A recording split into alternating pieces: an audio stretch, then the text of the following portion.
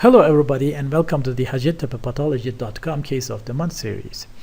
Today I'm going to present two bone tumors with a similar diagnosis, and the first case was a 65-year-old male with a femoral mass.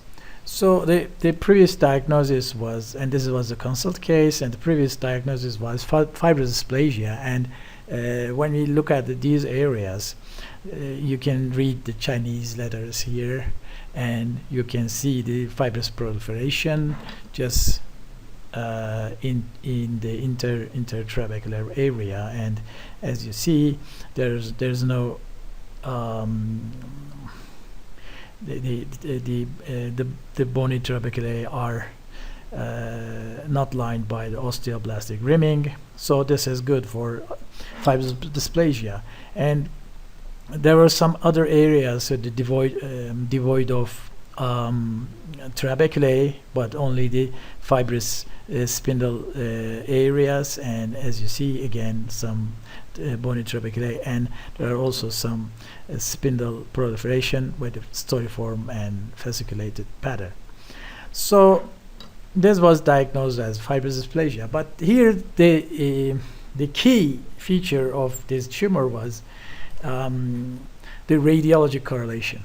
So the radiology was not consistent with fibrous dysplasia because the tumor was outside of the bone. There was a prominent Codman triangle periosteal reaction. So then we can look at the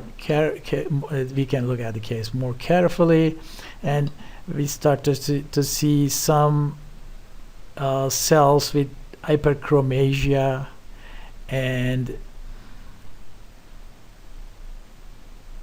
although the cells are bland, there are some scattered hyperchromatic cells, as you see here, just in the middle here.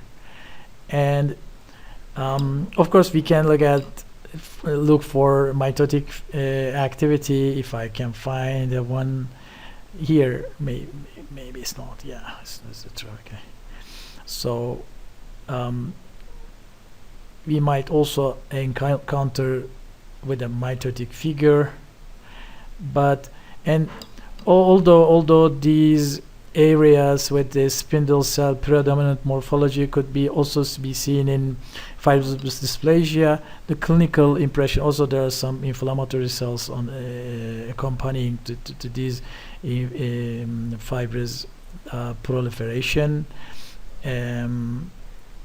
but the clinics or radiology was so problematic that we should do the MDM2 FISH to just exclude or diagnose the low-grade osteosarcoma, or let's say fibrous dysplasia like osteosarcoma, low-grade central osteosarcoma. And as you see here in the FISH study, we see the amplification of MDM2, and there's another one here, and so the diagnosis was low-grade fibrous dysplasia like osteosarcoma.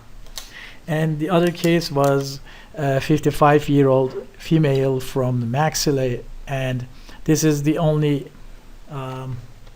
let me show you the biopsy here.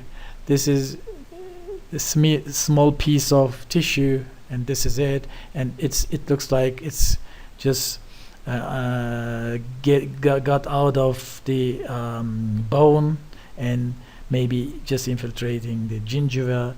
And as you see here, in this case we have a slightly different morphology. These cells, although again they look bland, we have this spindle configuration and long spindle sweeping fascicles, and we also have this bony trabeculae. Some of them you can imagine that these are parallel, but also this could be a new bone formation. It's not easy to deal with. And when I go to radiology and correlate the case, the radiologist say that there's a large the enlarging mass just blowing out the maxillae and maxillary bone, and there was no osteoid production inside this tumor.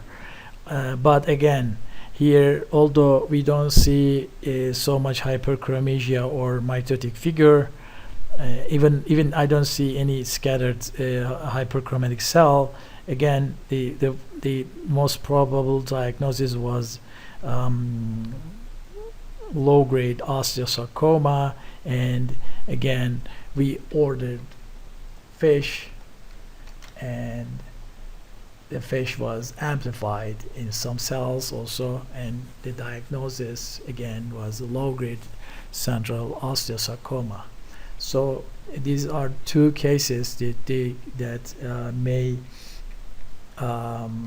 mimic the benign, because they look quite benign. They can mimic especially fibrous dysplasia, and also the other as in the other case you can also call this desmoplastic fibroma, or again fibrous dysplasia of bone is in the differential diagnosis. So the radiologic and pathologic correlation was the key for both cases. Thank you very much, and see you in the next month.